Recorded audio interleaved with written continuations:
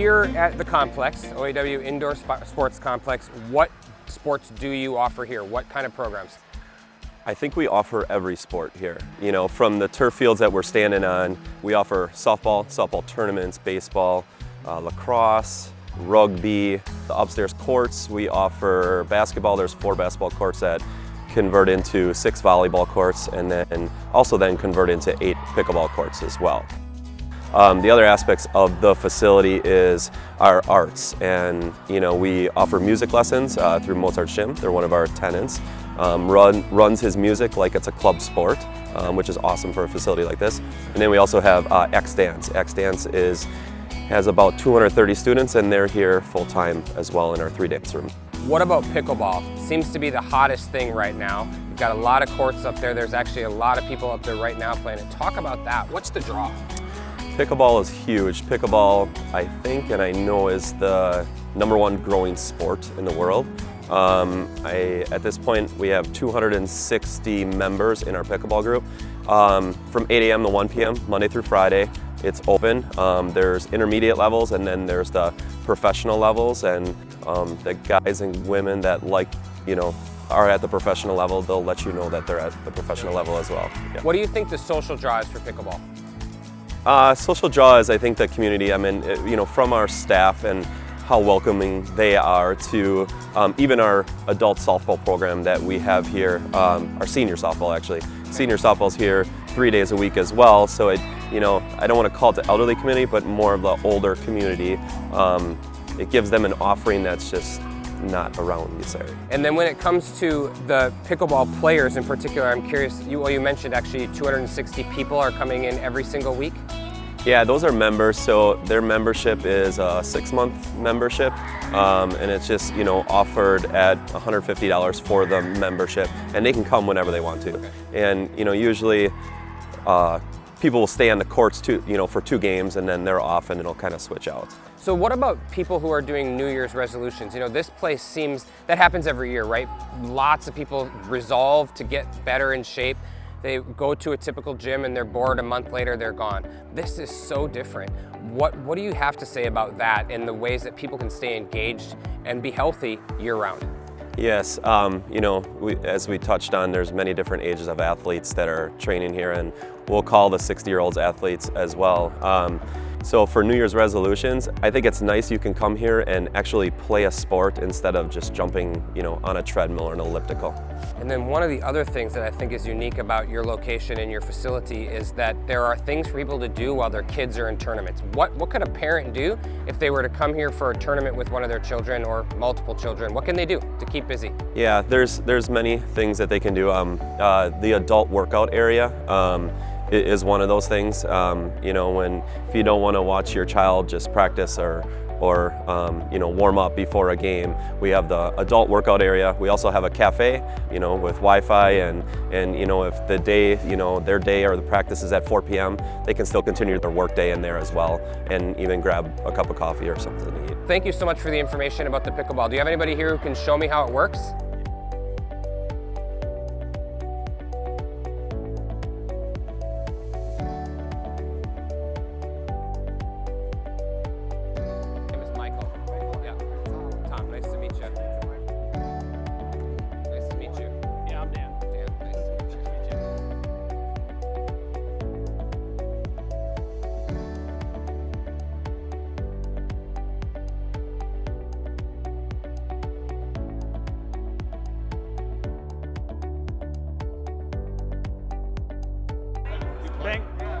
Oh, I've never played. Nope.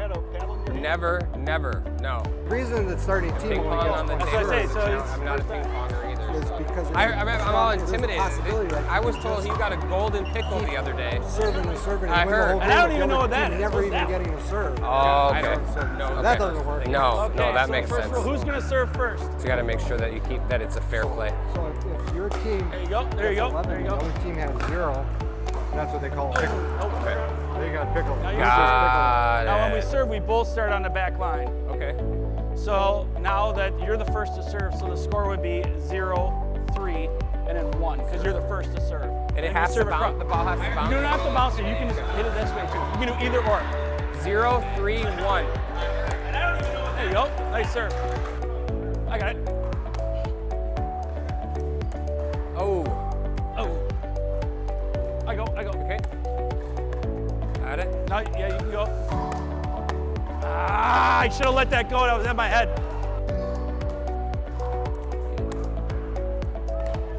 Got it. There you go.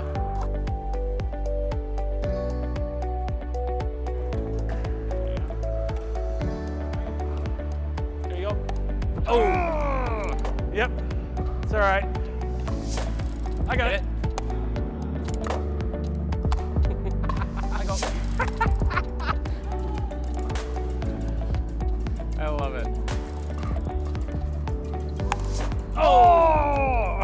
It's all right. That was your point, right? So that's Nice. yep. Love it. Touch paddles, good Yep. Good Good job. game. Good Good job. game. Thank you very much. Thank you.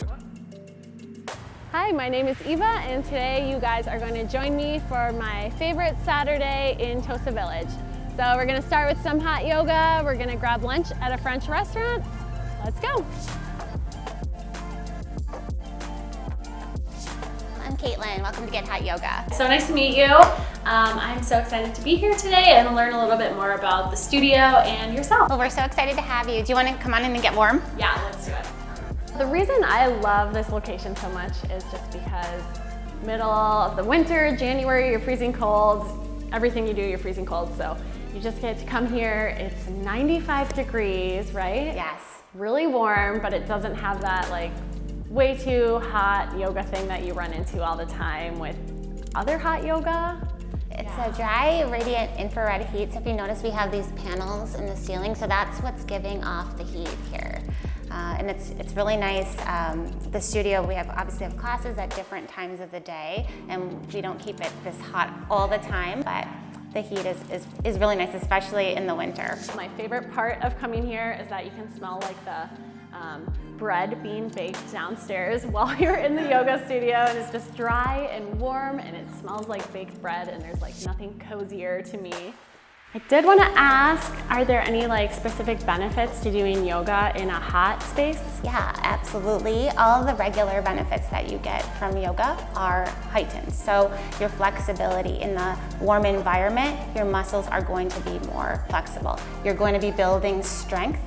You're also going to increase the circulation rate. You're going to be sweating more, therefore you're detoxifying, sweating out some of those toxins at the body. It can aid in weight loss, like speeding up your metabolism.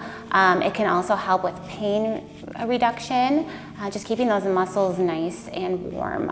Other benefits of yoga in general, better sleep, less depression, just keeping you overall more fit and healthy. The first time I came, I was a little bit nervous about trying hot yoga, but it actually was just like a really welcoming community, and everyone just kind of welcomed me with open arms and made me really comfortable. And then of course you walk in, you're warm, you're cozy, like it's just a chill atmosphere. So I think one thing that we really stress is that yoga is for everyone. So all levels are welcome here. And we'll work with you to build up. If you can't do it all, just do what you can. There's always ways to modify poses and make them more challenging or make them a little bit more accessible. oh, that actually would probably not do. It's that moment when the light bulb goes on, like, I did not think I could do that pose, but because we did this pose, and this pose, you're all warmed up, and now, just try it. Just give it, try, push it to your edge. Don't go past that point. Don't go to pain ever in your practice, but maybe just try. I try to encourage them, just go out of that comfort zone just a little bit, try something new. So it's really rewarding to see that when students are making progress, and when I'm just spreading either that knowledge that I have or that passion and that love of something to someone else. Yeah, very cool.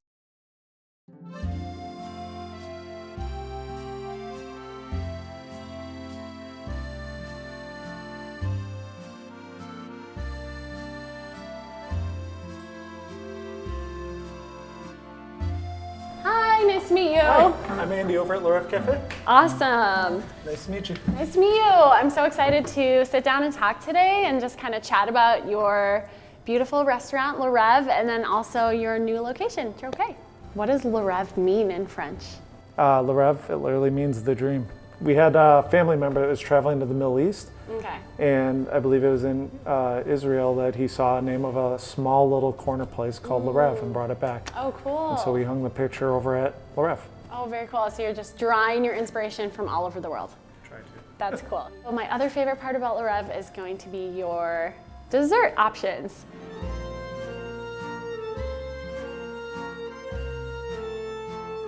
Macaroons are always a big popular thing. It's like, you know, the cupcake almost, where it's really trendy.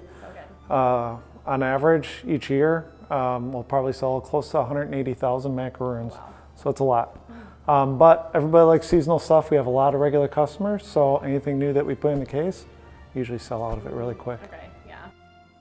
My personal favorite part about LeReve is just that you get like such a European feel.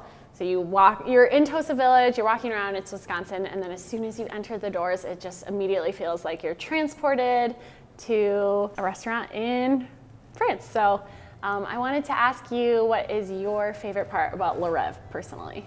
Well, a lot of what you're saying, that's why we went into Wauwatosa. It's this old village, 150-year-old village, and the buildings are very similar to what you see in Paris. So you have these long, narrow, old Cream City brick buildings, and it just suited exactly what a French bistro should be. Yeah. So that's a big reason why we came here. I was finishing school for firefighting paramedics, and the guy that runs the baking program picked me up and he said, "You're cooking for a living, why don't you do this for a life?" And I said, "Well, I don't see it as quite the profession like firefighting is." And he said, "Well, let's go to Europe for a little bit and check out how it's done professionally." And he took me to Europe for a few months and kind of changed my opinion on how cooking could be as a profession. That's really cool. Did you like specifically just fall in love with the cooking and pastries in France, or did you have other countries that kind of drew you in as far as their like cooking and food is? France was a big one just because of who we learned after. But Italian cooking, Spanish cooking is really big on our list. Just anyone that really cares about what they do, puts out good food. I mean, you feel it when you have a good meal, you know? I agree. So some of the things that I really liked is when people take a trade, whatever it is, whether it's pastries or woodworking or whatever, and they get to the highest level and just do it really well. And we were lucky enough when we went to France, cooking's a really small world where you meet everyone, everybody knows everyone at a certain level, and had the opportunity to meet the top pastry chef in the world at the time. And he was really nice where he described his business, showed us some things, and it was really inspirational. That's so cool. Yeah. Did you actually go to school in Europe then for cooking? I didn't. I did take classes in everywhere from Milwaukee, Chicago, New York. But a lot of it was just, you know, in our industry, it's just learning from the people that are best at it. So a lot of times college degrees don't mean the same as going to the best chef in the world. Yeah. So the money makes a lot more sense to spend going to Europe, having fun, learning how to cook. Yeah, and getting the passion for the food, that kind of thing. I agree. What was your favorite place you visited on that trip to Europe? It doesn't have to be France. It can be anywhere. You know, oddly enough, one of the places that inspired us, why French cooking became such a big thing, is we went to this little spot where this guy was the sous chef at one of the best restaurants in Paris. And he opened up a little spot in an alley in Paris with his family. He was the host. He was the guy that seated you, made your food. He even brought dishes back to the kitchen with his family. Cool. And it was the best food, best vibe. They lined out the alley. And to me, it was really impressive how humble he was.